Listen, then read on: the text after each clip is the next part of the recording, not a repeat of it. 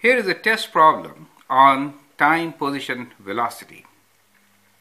Explain why the following graph cannot represent mountain biking trip. Have a good look at it and answer the question. You can stop the video meanwhile. Here is my suggestion. Now, I hope you got the answer, but this is how I'm going to look at it. If you see this graph which shows distance with time, where time is independent variable shown along the horizontal axis, and distance, the dependent variable, is shown along the vertical axis. So the trip, let's say, starts from the origin in this case. When time is 0, the distance from the source is 0. That is the starting point.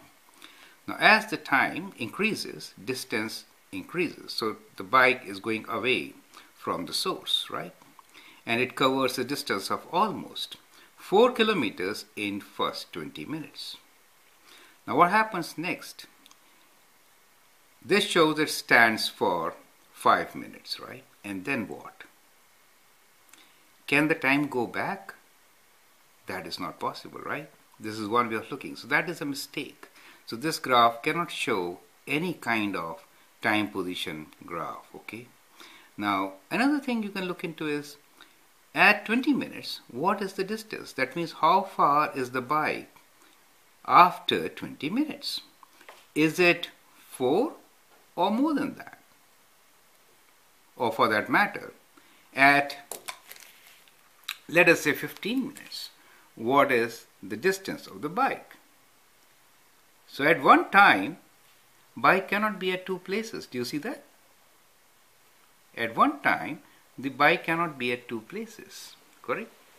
So it cannot represent the position of bike, or for that matter, any distance time graph for that matter, right?